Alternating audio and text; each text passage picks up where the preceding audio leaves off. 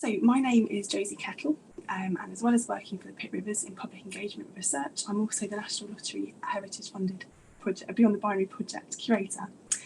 And BTB puts LGBTIAQ+ stories told by LGBT people at the heart of the museum, from its public galleries through to its digital databases and events like this. We celebrate the strength and agency of queer communities and support individuals and groups in challenging societal binaries around gender, sexuality and power dynamics. We are set out to disrupt social injustices and explore new ways to represent lived experiences in museums. BTB contests any notion that queer lives are a Western invention, a new trend, or that queer people do not have history. And Stefan is joining us today as part of our project's event programme, and we'll be talking about queer archives at Bishopsgate Institute, how they've developed and how they've shaped the collections there. The BTB team have learned so much from Stefan and the Institute's approach, benefiting from a guided tour right at the start of the project in 2019.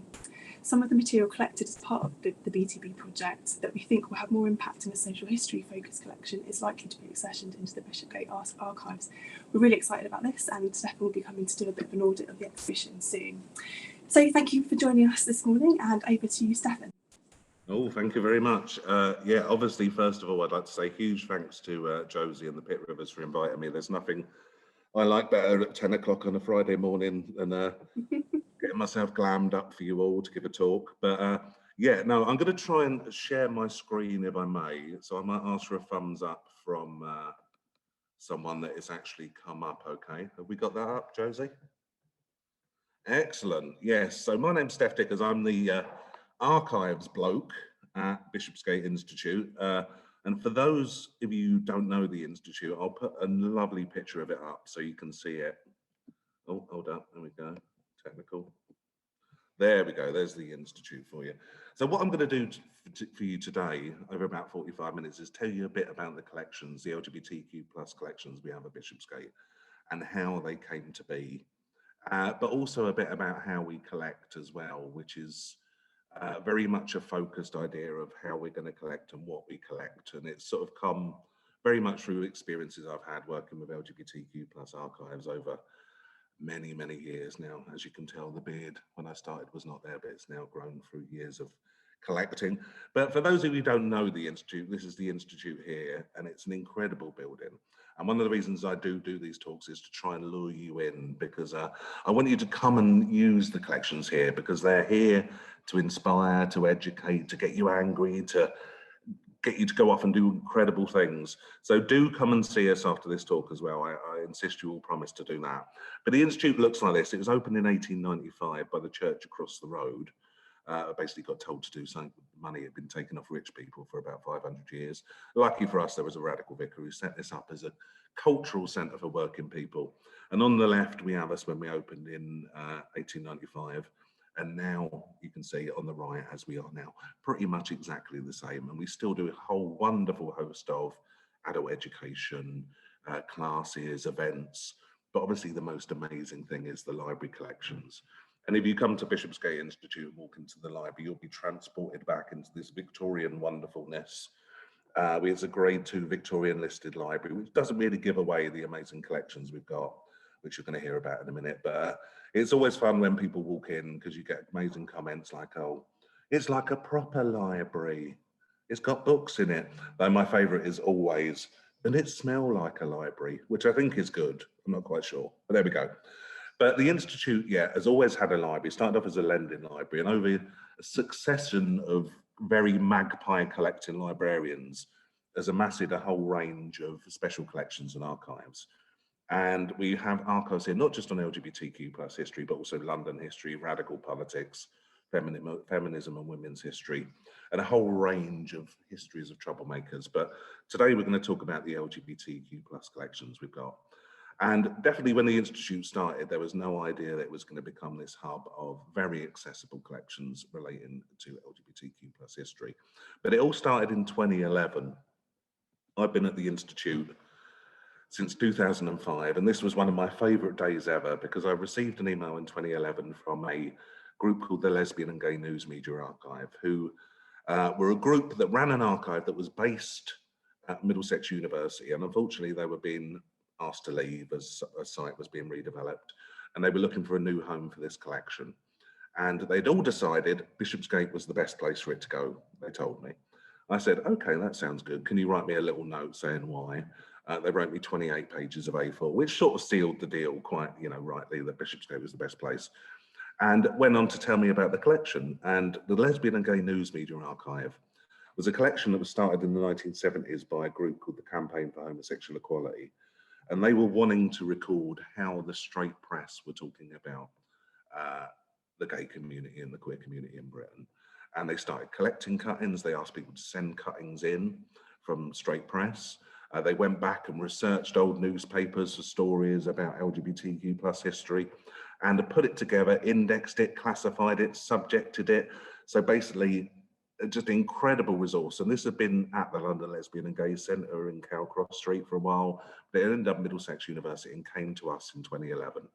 I was told, oh, it's only a small collection. 13 filing cabinets turned up, about 350,000 press cuttings from, as I say, the straight press, from about 1895 to the modern day. An incredible, incredible collection, organised by subject, every subject you could ever imagine, from legislation through to political activism, through to cinema, arts, fashion, everything you could possibly imagine. A file for every county in England, which is incredible.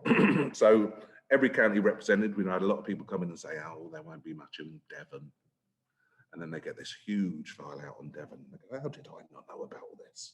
God, it's amazing.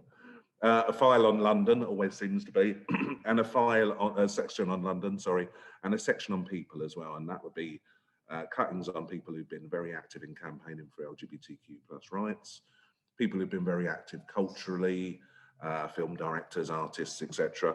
And also people who have been very active campaigning against LGBTQ plus rights. So people like Mary Whitehouses and people like this. Incredible, incredible resource. Very important for a couple of reasons. It's the second most used collection we've got at Bishopsgate now, I think. But very important for a number of reasons. One, obviously, you get all the information very succinctly in files. So if someone wants to come in and research section 28, they've got a huge file there that tells them and saves them going through newspapers after newspapers. It's been organised by the community for the community, which I think is very important as well, particularly in the fact that when you look at a lot of the early cuttings, they do not talk in language that we're sort of more used to now. And the fact that people from the community went back and researched their own history in the newspapers is amazing, because they're pulling out articles which are very subtextual, two men who decided to leave their wives and run off together, or two women, and pulling that in and filing it in the relevant sections, which is incredible. But also it's one of the few resources we have looking at the community before 1967, all through it, through a straight gaze. So an incredible, incredible collection. Do come in. It's people sit here for hours loving just reading some of the cuttings. But I thought I'd share with you some of my favourites, because there are some absolute gems in here. So this one is always a highlight of my tour. This one is an article from the Sunday Mirror in 1963. Now, some of you may know, 1950s, 60s, lots of scandals with civil servants and government officials turning out to be spies and giving secrets away to Russia. Many, many blackmailed for their homosexuality. And in the light of a case involving this gentleman in the picture, Mr. Vassell, the Sunday Mirror published this article, How Does Homo? Obviously well researched, as you will see, by a gentleman called Lionel Crane.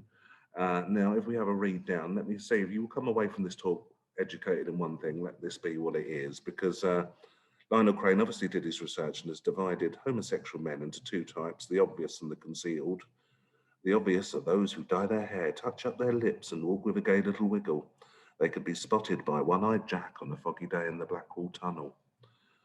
Concealed homosexual men wear silk suits and sit up at chi-chi bars with full-bosomed ladies. I mean, I have no idea what is going on here, but obviously quite amusing now to look at it. But you can imagine that if you were a gay man in 1963, fearing for your job, fearing for your livelihood, fearing, that you would be imprisoned for being a gay man, and you saw this in the paper, it would be quite disturbing. So stuff like this. The Sun can always be relied on in the 1990s to provide a very accurate depiction of LGBTQ plus life. Lesbian at sandwich factory stole my wife. Wonderful stuff in the collection from sort of the 50s as well. This one is one of my favourites. No songs by beefy baritones. Songs sung by two male entertainers in a saloon bar or public house in London's East End with a crooning type. Basically, it was a pub that was being, as we can hear, troubled by homosexuals, and there was a court case about the pub. But wonderful little insights into our LGBTQ plus history pop up and have been collected in this collection. Famous people pop up. Sir John Gielgud told to see doctor. Sir John Gielgud, actor, was fined £10 in West London and advised to see a doctor the moment he left the court. John Gielgud had been nicked, hanging around a public convenience in Chelsea and hauled before the magistrate. A very famous story about he was due to perform on stage the next night in the West End and was too scared to go on. He thought his career had been completely ruined. And a very grand dame that he was acting alongside said, "Johnny, you're going on," and dragged him on stage. And he received a standing ovation, and it all worked out wonderfully. But stuff like that. And then some more, obviously, sinister stuff in the archive. You know, there's some funny stuff, some hilarious stuff, but obviously there's some quite rampant, horrible homophobia in the collection that was peddled by the straight press, particularly around the 1980s and around the HIV/AIDS crisis in Britain. And I'm sure some of you have been watching It's a Sin recently and stuff like this, which has brought the period again to the forefront. But I'm always sort of amazed, shocked, horrified by some of the stuff that was in the tabloid press at the time, particularly around two Tory gentlemen who became quite prominent for the sort of appalling things they were saying. This guy on the left is a guy called Bill Brownhall, who was a Tory councillor in Sheffield, who called the only answer for HIV/AIDS was to homosexuals to be put in the gas chamber. And on the right, we have the Chief Constable of Greater Manchester Police, Sir James Anderton, who described AIDS as homosexuals in their cesspit of depravity. And these people were really high-profile people who were coming out with appalling things like this. But it was also celebrated by the straight press as well, as we can see, for each year for that AIDS attack. So quite horrifying things. And when I show these to younger people from the community, they was very shocked that actually this could have happened so recently as well. Agony aunt columns, always wonderful. And some very early stories of gender variance and about the trans community as well. So we find lots of stuff about a fantastic story of Terry Brown here on the right. So early stories about the trans community as well feature in the archive, which is wonderful to see. But they didn't tell me as well, also, with all these press cuttings, were lots of badges. And we now have a huge badge collection here. Everyone loves a badge. And we now have about 500 plus badges in the collection of every Pride festival you can imagine, campaign badges exclaiming wonderfulness. And we add to the badges all the time. Now, badges have made a bit of a comeback, which is fabulous. So if any of you out there are producing badges, we want them. So do send them in to us. And the badge is obviously a really wonderful thing, a way for you to show off your sexuality, sexual orientation, and just incredible things. And some of the designs are just amazing, as you can see some here. Also with the collection came a lot of banners. We now have a huge collection of banners at the collection from various campaigns and groups. Ones like this is one of my favourite, from the Hyde Park Gays and Sapphics. And they used to stand up in Hyde Park in Speaker's Corner on a Sunday and talk about LGBTQ plus rights. And this is one of the banners they held up. And I love this, hand knitted with badges stuck on as things took place. And little holes as well we could see through at the top, just in case a homophobe decided to approach. And other banners as well, more modern groups like Outrage, the campaign group. This is, some people have been doing some research around this. I think it's one of the first times queer as a term reclaimed by the community was used very, very prominently in campaign work. Now, if you come in, we love to see you. We are the most open place you would ever want to come, you know. Unfortunately, we have to make appointments now under the current situation, but normally you can just wander into the collections and say, I want to look at stuff. You sign a form and you come in. We don't ask for your mother's birth certificate or 50 press-ups. We love to see you, and making stuff accessible is what we're here for. But please don't ever come in and ask for this banner, because you might get a slightly funny look. This is the most ridiculously wonderful sized banner we hold in the collection, which has only come out of its casing once to take this picture. It took 12 of us to get it out. I'm somewhere underneath picking up all the brick dust that came off it. But yeah, wonderful, wonderful stuff like this. So we've taken a picture so you can see it there. We also have a huge, huge library of material of the collection as well. I'm not sure if it's the only dedicated LGBTQ plus library, but definitely one of the very few. I would say now about 20,000 plus books about the community, material by the community. This ranges from academic works, a history of Britain, cultures of mid-Victorian homosexuality, sort of very academic tones, through to novels, through to poetry, through to gay guides, as you can see in the Spartacus Gay Guide, the Gaia Gay Guide. Lots and lots of wonderful pulp fiction, some slightly more racy material you can see here. Wonderful, wonderful pulp material, but this is a collection that's added to consistently now as well. So I have a wonderful budget here, so we buy all the new books that come out as well. So it's a library collection that's consistently being updated and donated to as well. Some people are donating wonderful collections of books that they've had that they want to pass on. So incredible, incredible books you'll find in the collection, and some terrible ones as well, but you've got to collect the bad ones as well as the good ones. And you'll find more journals at the collection than you would ever want.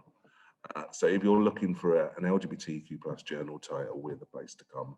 We have all the classics you would imagine. Gay News, which is the major British newspaper, first published in June 1972, still running now as Gay Times, Pink Papers, Capital Gays, G3's, Diva magazine, but also a huge array of magazines reflecting the whole range of the community as well. So a lot of early trans material, non-binary zines and publications that are coming out now. And as I say, it's a collection that's been added to consistently. So magazines are being updated all the time and donations coming in all the time. So it's wonderful. I think the earliest journal material we have is from the early 20th century, going right through to the bottom. But I think it must now be about 800, 900 journal titles, including a lot of, shall I say, slightly racy, exotic material as well. Someone has to collect all this naughty magazines, and I've decided I'll do that for you all. So you can thank me later. But I think it's very important to collect stuff that's slightly more explicit. We have a zipper here for you, for example, but other whole range of material to represent and document how changing sexuality and how sexual interests are reflected. So wonderful magazines as well. And the Press Cuttings collection started us off at Bishopsgate collecting LGBTQ plus history, and it's now enshrined in our collecting policy. And it's the fastest growing area of collection we're doing. Lots and lots of wonderful organisations have now come forward and deposited collections with us. And here's just a full little list of some of the collections that have donated, organisations and individuals that have donated material with us. And we're honoured and privileged to look after their material. One of these most incredible organisations which donated their material to us a little while ago was London Lesbian and Gay Switchboard, now known as Switchboard, the LGBTQ plus helpline. I'm sure many, many of you are aware about Switchboard's work and how incredible work they do consistently, carry on to do now. But Switchboard was formed in 1974 after Gay News was receiving lots and lots of phone calls asking for help. And I want to come out, what do I do? I want to go to a club, where do I go? And Gay News, we can't do this, we're trying to run a newspaper. So Switchboard was set up in 1974 and has run since then. And we were privileged enough to accept their archive and look after it here at the Bishopsgate Forum. And it includes all their promotional material, minutes, documents, as you can imagine, stuff here. They organise sort of lots and lots of fundraising campaigns, material about that. But most importantly, and most incredibly, they also kept logbooks of all the phone calls they received. So incredible, incredible documents. There's about 100 of these logbooks, and they record every phone call that was received, noted down by volunteers working at Switchboard at the time. We were slightly concerned at first about how these could be made available. If they mention people's names, obviously they would have to be closed for 100 years.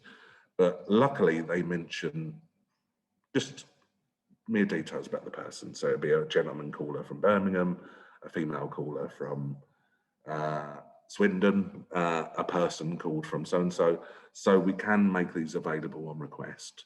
And there has been an incredible podcast series just done called The Logbooks, which I recommend you all listen to, which is absolutely phenomenal on your Spotify's or wherever you get your podcasts.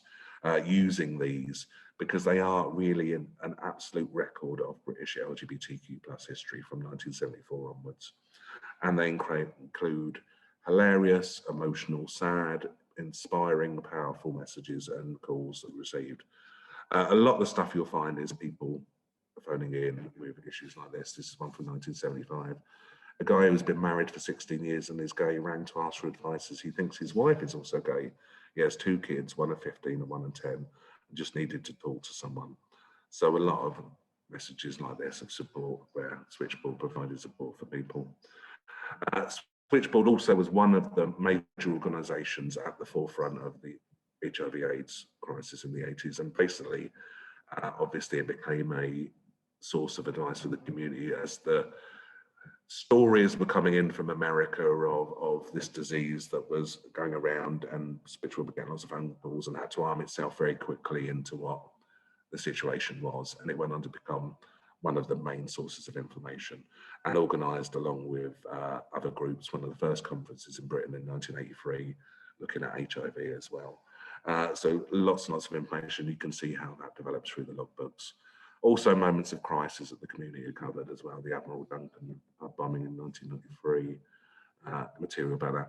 So it really is sad, but there's also, I should point out, hilarious stuff around gossip and volunteers and how volunteers are learning as well. I've never heard such amazing stories. Listen to the podcast, it's great. I won't ruin it for you, but some wonderful interviews on there with past volunteers who talk about how it was working on Switchboard at the time. Now, I talked a bit about very much organisations and individuals we've collected, but one thing at Bishopsgate that we love to do and very passionate about is making sure that everybody's history is included in the collections. It's amazing to collect organisations like Switchboard and activists like Peter Tatchell's material, but also all of our histories are important. And I was determined from where I'd worked in previous archives where there's that question asked, you know, what do you do to deserve to be in an archive? What have you done? And to me, the answer is you've just lived and experienced life. So we welcome anyone who wants to record their own queer history in the archives at Bishopsgate. And we've had some of my favourite donations from people who said, I've just got a few things I'd like to add into the collection that were important in my queer history. A gentleman walked in once with this T-shirt, and you can imagine my absolute joy as this was opened up from a carrier bag. The person called Peter was a member of the gay vegetarian group in the 70s and 80s. And they had a T-shirt here, as you can see. Unfortunately, it's a small, which I was rather disappointed because I would have obviously worn this. And also the Gay Vegetarian Gazette, all the issues of that. So you can come in at the Institute and learn more than you ever want about the gay vegetarians. Some amazing recipes in there. I do recommend you come in and have a look. People have donated other incredible stuff that is important to them. Someone came in and said, I have this jumper. And of course, you know, you may notice I wear slightly darker colours, very slimming, but this is not my kind of fashion. I said, oh, that's a very loud jumper. You'd like to go in the archive? That's great. Tell us a bit more. And the person went on to say, this was the jumper I wore when I used to go to heaven in the 1980s. And it was my guaranteed pulling jumper. I'd always do well if I had this jumper on. How this jumper stayed on for very long in a nightclub, I don't know, because it looks rather sweaty. But there's stuff like this with the stories. It's just incredible. And it's the kind of history that inspires us as well at Bishopsgate, people's stories around their own queer history. The bed was a bit of a shock, I have to say. We're lucky enough to have a wonderful collection of a wonderful woman who was involved in a group called the Rebel Dykes in the 1980s, who were a lesbian, sort of punky, radical group, around clubs like Train Reaction, and a bit pink-based as well. And we took in this wonderful woman's collection. She died, unfortunately, very early, and her friend said, we want to record her life. She was incredible. She did all sorts of community activism, and we said, we'd love to do that. So we took in boxes and boxes of diaries, photos, letters, love letters, all sorts of things, geek tickets. And then the friend said, oh, but you've forgotten the bed. I was like, okay. You need to take the bed. I don't know if the band's big enough. I'll have a look. I said, well, maybe next time. No, if you don't take the bed, you're not taking anything else. So we took the bed. This was probably the moment when my colleague said, I think this has gone a bit too far, Stef. I said, why have I got to take the bed? This bed is a London lesbian icon. All women have had more. I was like, okay, no, that's fine. We'll take the bed. So you can come and see the bed. The perfect exhibition for this will go up, perhaps hung from the ceiling at some point at the Institute. Other wonderful things come in as well. And one of the joyous things came in recently was we collect a lot of diaries at the Institute. So if you keep diaries, you know when they'll be welcome.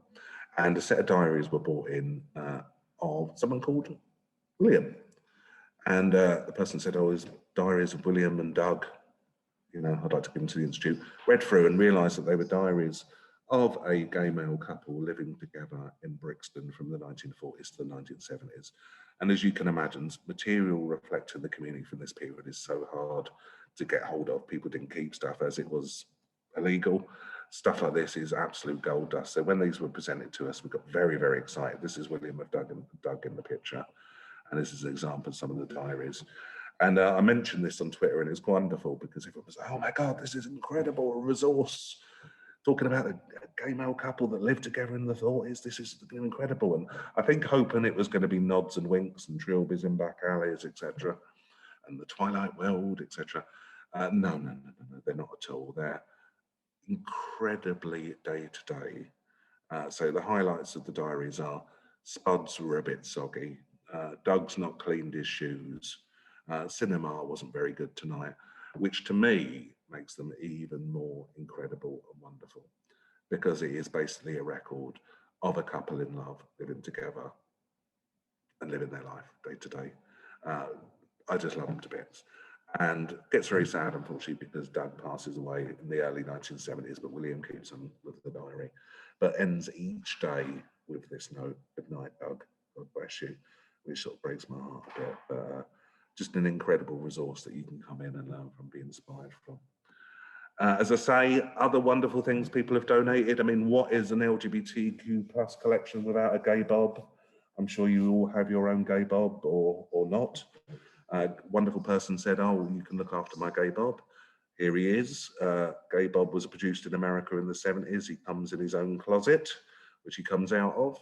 And gay bob, I should say, unlike Action Man, is anatomically correct. Comes with a satchel and a clothing catalogue as well that you can order different outfits for Bob. Though unfortunately it's a bit of a joke, you can't, because I got very excited about the sailor and the leather outfits, but it seems that we may have missed the chance to get them. Gay Monopoly as well, taken off the market, was sued by the Monopoly and taken off. You can come and play this anytime you want at the Institute. And also some incredible photography at the Institute as well.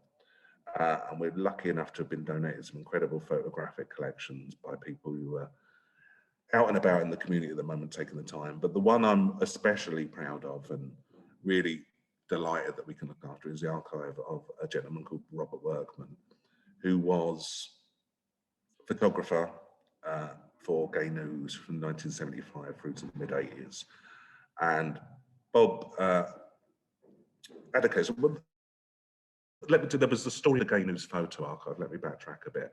And the Gay News archive got told by many people as they would come in, Stef, photographically, you need to find the Gay News photo archive. It's incredible. It would be the best document of British queer life in that period.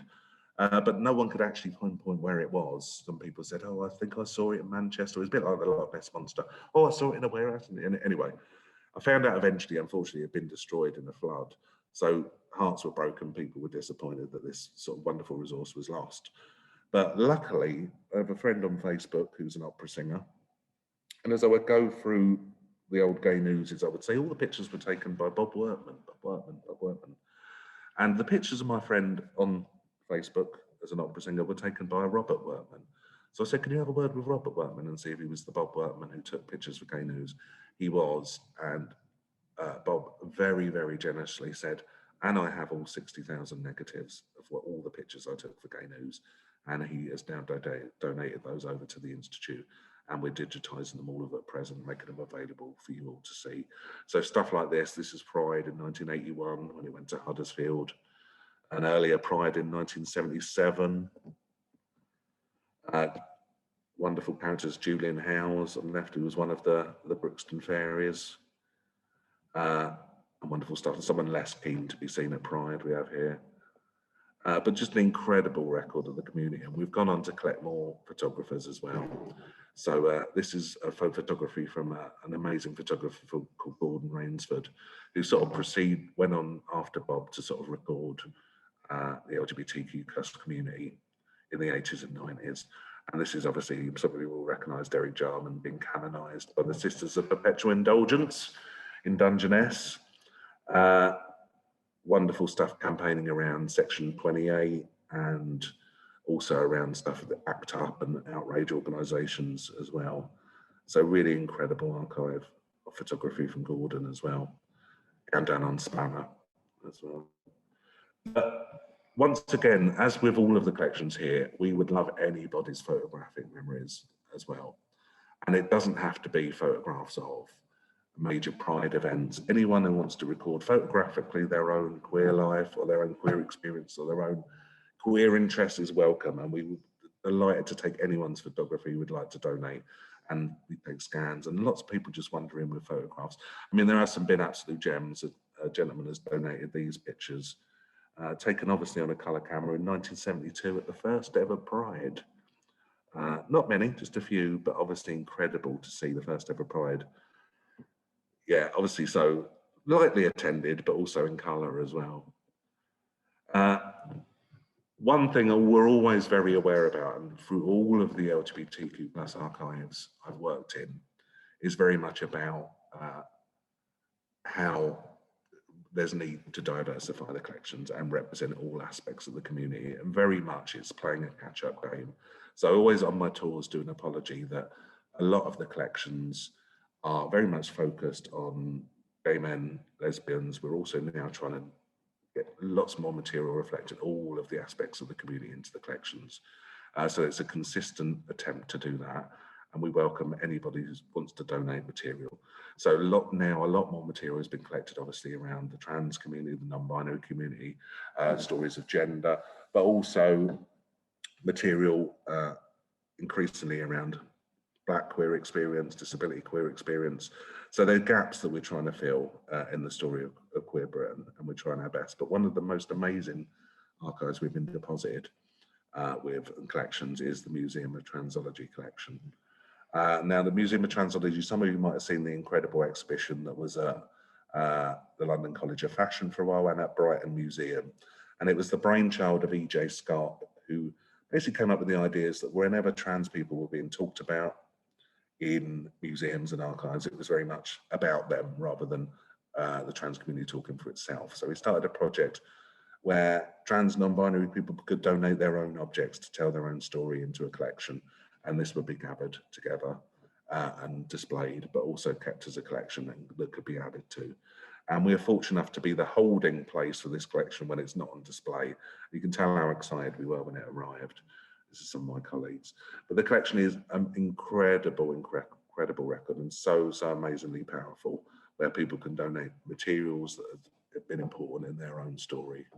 And this isn't just documents and photographs, this is items as well. So I thought I'd show you a few of the materials that have come in. Just stuff like this, a train ticket, for example. And each item that's donated, people fill out a label here to tell why it was important. So we have a train ticket here from Bedford to London. The ticket says, "This was the ticket I used to meet my Canadian girlfriend. The first time seeing her in person as her boyfriend instead of her girlfriend. An amazing moment." Lipstick. This lipstick was from my wonderful sister, who was the first family member to accept and support my transition. And a blue stud earring. I'm giving up my blue stud earring. It's very special to me as I've worn it to Brighton for Trans Pride, my first ever one, which is a big deal for me. So passionate about people being able to record their own stories at the archives here at Bishopsgate. And I'm come increasingly over my years now at the Institute very passionate about people being able to put in the archive what they would like, rather than the archivist going and saying, "This is what's important in your story." How dare I say that to people?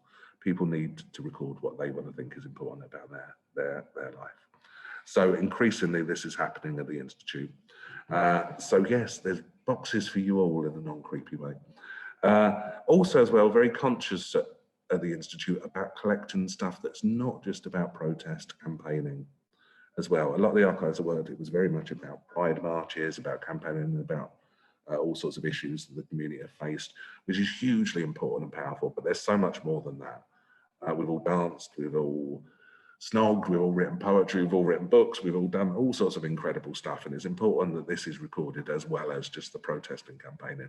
So we're now increasingly taking in archives from performance groups. Some of you may remember Blue Lips, material from groups like Ducky, but also wonderful now stuff coming in about sports clubs. So we've got recently accepted Grace's Cricket Club, which is the only LGBTQ plus cricket clubs archive, and they're backed. London Gay Men's Chorus, the Queer Poetry Society. So different aspects of life rather than just, you know, politics and activism, which I think is very important to do, and across the whole gamut of the LGBTQ plus experience as well. Finally, because I know I do not go on, I'm going to talk to you a bit about, we did 2016, gone slightly kinky as well, I do have to confess. And I got a call in 2016 from a gentleman in Birmingham who'd been involved in a club called Midland Link Motorsports Club. And Midland Link Motorsports Club were a club for gay and bisexual men who were into rubber, leather, fetish activities. And he'd approached a few other organisations and had sort of been, I don't know, it's our cup of tea really, and had been recommended me, which made me go, ooh.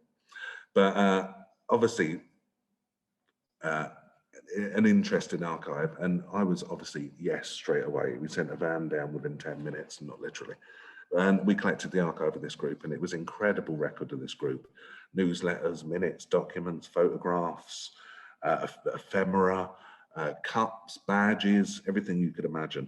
And over the next year or so, we managed to accept and were offered the archives of a lot more of these clubs as well. So Motorsports Club London, Motorsports Club Scotland, East Anglia Bikers. Motorsports Club, by the way, was, I mean, a lot of the people involved in the clubs were into motorbikes, but it was also a bit of a cover as well, as a lot of the groups were formed in the early 1970s, not long after the decriminalisation of homosexuality, partial decriminalisation of homosexuality in 1967. So it was a bit of a veil as well. And we decided at the end we need to set up the UK Leather Archive to record the history of this important subculture of British queer life. And this is now diversifying as well into female leather, kink experience as well, and much wider as well. And materials coming in all the time from some kinkier folk as well. And it has been absolutely incredible. I'll tell you about something in a day, but once again, people come in and donate their own stories in this collection. So they say, I've got a badge, I've got a photo, and we add that with as much passion to the collections as we would have at a big official group organisation archive. This was my favourite one. A gentleman came in one day and said, I've got this archive I'd like to deposit, this one little item I'd like to deposit for the archive. I was like, okay. It's press cutting. It wasn't even the actual press cutting, it was a photocopy, but he said, this, just, I had to keep this. And he'd been a member of Motorsports Club London. And in 1979, they were, what's the word, exposed by the News of the World by a gentleman called Trevor. As you can see, a shock report by Trevor. In 27 years investigating corruption, these are the vilest men I've ever met. This is a shock report, the vilest men I've encountered. But Trevor was a reporter for the News of the World. He went down, got a ticket for one of MSC London events. But if we read on, at a locked up garage, number 27, we went down the hatchway and our tickets were inspected by two men dressed head to toe in leather. It was 11:45 p.m. and we were about to witness the most horrifying scene of homosexual depravity in a cellar packed by about 100 men. The atmosphere was frankly terrifying. But Trevor stays all night with his pal and describes what went on for us all. And this was published in the News of the World, obviously, to reveal the shock of what was going on. Obviously, you know, part of the whole paper's latent homophobia. And this was published. A guy came in and said, this was, he went on to say, I don't know who this person was. This is not a member. This was not where it was. That wasn't the entrance. So I don't know where they got all the pictures. He said it was not good when this came out, but I must say it was the best PR we ever had. The next day, we received about 500 phone calls asking where the next meeting was going to be, how they could join. and we had a good laugh. But obviously, yeah, this has been kept as something that was important in his history. Also at the Institute, a lot of the archives I found where I worked previously, I don't want archives to end up in boxes, just sat away, waiting for someone to discover them. And any opportunity we get to show off the archives here and bring them to life and let people come in and explore and be inspired, we do. As I said, we make archives here as open as possible. You can wander in, you don't need to bring any ID and just come and explore the archives how you fancy. But obviously, quite often it's quite difficult if you're saying, I'm interested in researching LGBTQ+ history, I don't know where to start. I'm interested in these areas or these areas. So we're very helpful, very smiley, we will help you out. But also we do as much activity, so we do lots of events based on the collections here. We have a lot of wonderful archive launches. So if we get a new collection in, we'll do an archive launch around it. We did some wonderful stuff for Switchboard. But I love doing open days quite a lot. And open days are basically where I'll just lay out as much as I can from the archive and people can just come in and delve to their heart's content over 5 or 6 hours. But I must say my favourite one ever was from just after when we'd started the UK Leather Archive. And wonderfully, the year after 2016 was London Leather Weekend was Mr. Leather UK Weekend. And leathermen were coming from all over Europe to come to this big celebration of leather culture in London. Big night out on Friday night, but on Saturday, they were offered the chance of a boat trip on the Thames or a visit to the UK Leather Archive. And thankfully, lots chose to come to the archive and explore it. As you can see, these are some of the wonderful folk that turned up. In the bottom right, you can see Mr. Leather Italy brought his mum along, which I found was absolutely amazing. But incredibly, about 50 leathermen turned up, and it was incredible. There was quite a lot of emotion that, you know, we never thought this was going to be recorded, this history that we've lived with and we love being part of. So it was a wonderfully powerful and inspiring day, but also a hilarious day because I didn't actually realise that it accidentally coincided with the National Ballroom Dancing Heats in our great hall at the Institute, just along the corridor. So you can imagine my absolute delight as 50 geared up leathermen walked down the corridor one way and 50 sequined ballerina ballroom dancers walked down the other way. It was great. It was great. And there was lots of cross leathermen trying to get in the ballroom dancing, ballroom dancers trying to come and look at the leather stuff. One of the most amazing events I've had at Bishopsgate, but to see every opportunity we can to get the collections out and shared is what we do. They're living things that need to be out there and inspire people. So I will come to an end. As I say, come and enjoy the collections here. They're your history, they're our history. They're here to inspire, here to empower, and that's why we collect.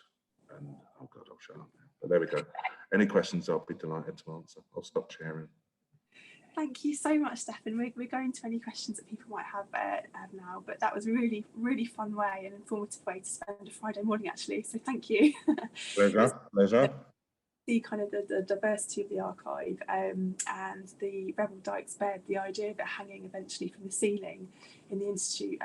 I don't think I'll ever look at whale bones hanging from museums in the same way if I get to see that bed hanging from your rafters. It's quite fun. Yeah, it's a big debate about how could it be put out. Like one of those French restaurants. Gonna make it happen. You should have a little conference of getting people together to work out the best way to hang it. And I just wanted to say as well, it's so amazing to see the Museum of Transology material kind of saved for the nation, really. I remember talking to EJ back in, I think it was 2017, maybe 2018, and EJ was really, concerned about what was going to happen to this material once the exhibition then on its way to Birmingham, Brighton was going to close, because it was such an important national treasure, genuinely, and at that time there were no takers for it. So it's amazing that people can continue seeing that material at the Institute. I mean, I think what EJ's done is really incredible and inspiring in terms of how he's done the collecting, but also, I mean, you can imagine it presented a few more challenges to us as an archive that had been very paper and photographic and audio-visual based to suddenly be presented with, lots of the different items that were in the collection, from Vivienne Westwood boots to, hormones to all sorts of things. So, but we had great fun, and it's, as I say, available here. People can come in and see it in between the expo.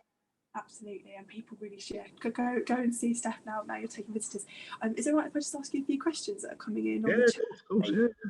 So from Kathy, hello Kathy. Kathy wants to know how going digital in the pandemic has affected access to the archive, like open days and events. How have you adapted to things? We've tried as hard to sort of provide access still to stuff. So people have been asking to see material. So I've managed to be able to, I live sort of not far away from the Institute, so I was managed to be able to sneak in a few times. So provide access to materials through scanning and stuff here, but obviously it wasn't great because people couldn't get in. And the first opportunities we could open safely, we did. So we're now open again by appointment only. But it was obviously tricky, but in a sort of interesting way, it also got a lot of people going, actually, I'll sort all that stuff out I'd promised you a long time ago while I'm locked down. So we also got a huge amount of material offered during that period as well, and either digitally or physically waiting for when we could collect it. So we tried our best to be as open and accessible as possible, but obviously, I mean, as you know, Josie, it was a bit of a nightmare to do that to the same degree. But we're back. You're back. You need a banner out the front. Possible. Yeah. Amazing, thank you. And a question from Ross. Hello, Ross. I haven't seen you for ages. Ross was asking, firstly, saying that you're a hero, which I think we'd all agree, a hero of radical access, actually. So, do you only collect physical materials at Bishopsgate, or do you archive electronic stuff? Which again is a really interesting question around, I think, the pandemic and how everything's moved online. Yeah.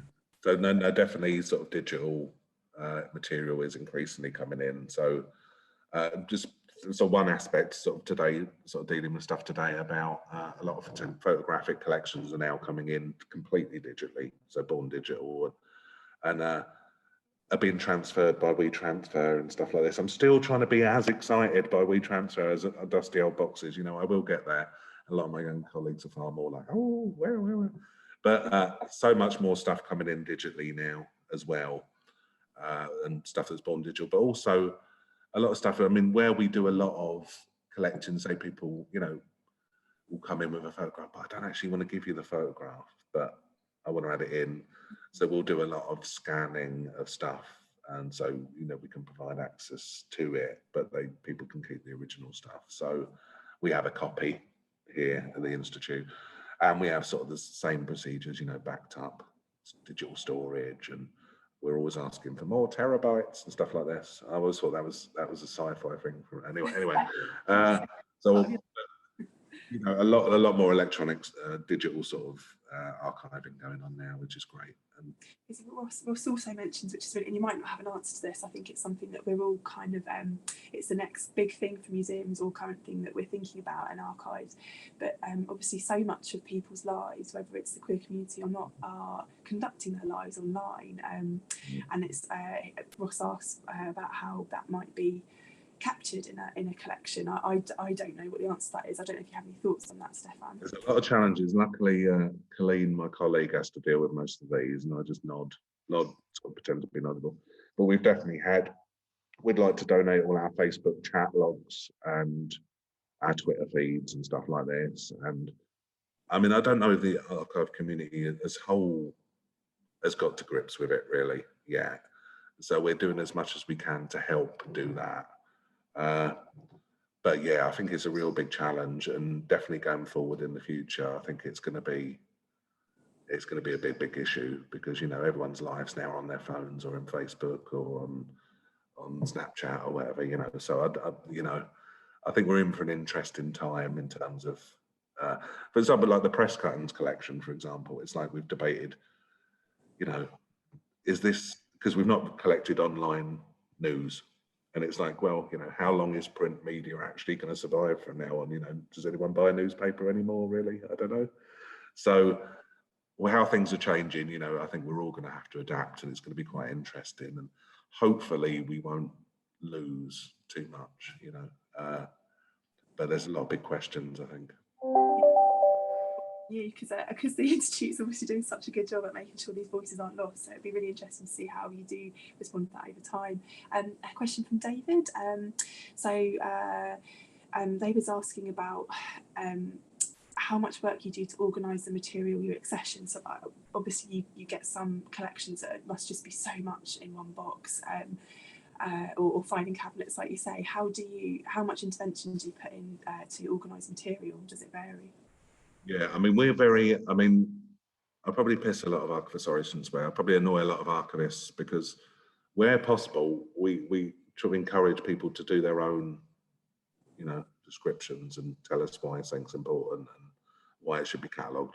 We do a lot of, organisation, but obviously, like, as archivists, you get taught at archive school, maintain original order and provenance and stuff like that. So we concentrate on that, but I'm becoming increasingly very much inspired by, where possible, and it's really quite impossible to do it fully, but where possible, asking people when they donate to tell us a bit about why stuff's important to them, because I think that's important in drawing out the significance of objects as well, where you're getting donated objects that aren't necessarily, that are made powerful by the stories behind them.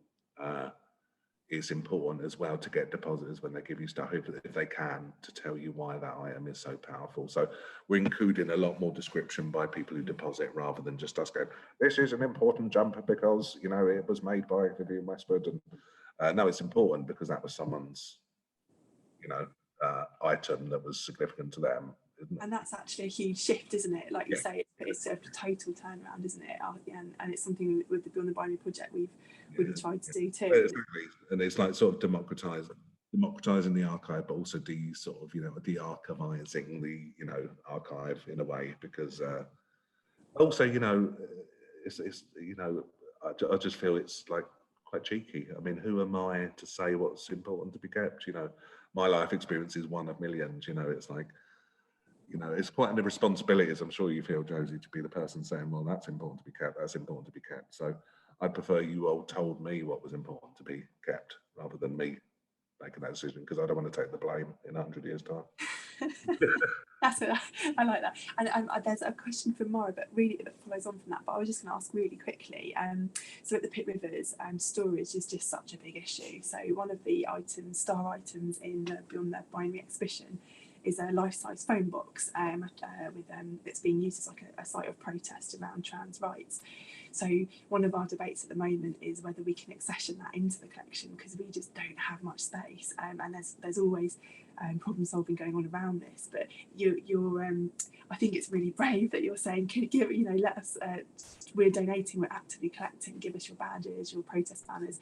Can you say a little bit about the storage issue? And I'm sorry if there's anyone listening here who isn't a museum person or archive person, because this might not sound that important, but yeah, how are you making space for things? So I can say it very frivolously at first. So, I've always, you never meet an archivist, librarian, museum person doesn't want more shelves, will you really? Everyone goes, I need more room, we need more. But I mean, it's increasingly an issue. And I would say, we'll accept anything apart from a tank. But then again, if it was a really good tank. If it was rainbow coloured, or?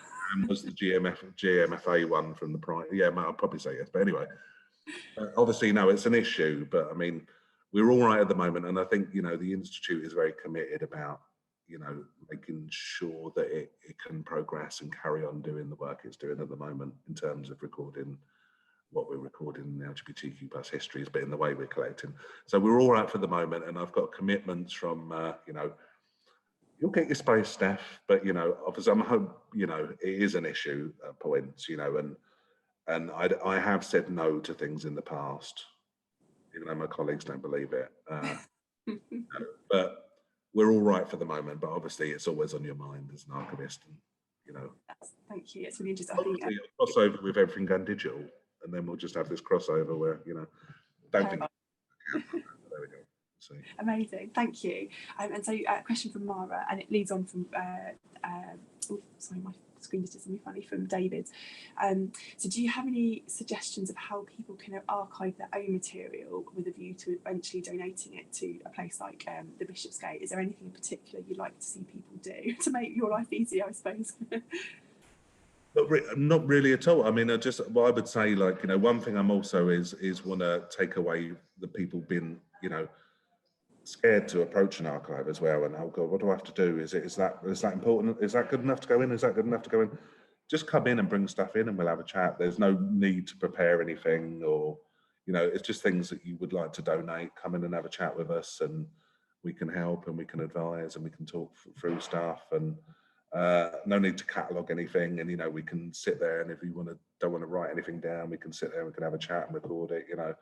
So whatever way, you know, everyone has different ways of, you know, ordering things and arranging things. Whatever's easiest for you to facilitate you being part of the archive is we're happy to do, you know. Not everyone wants to write essays. You know, we've got some where people have written 48 pages on, you know, that night or that moment or that badge, but, you know, just, you know, a couple of sentences is great, you know.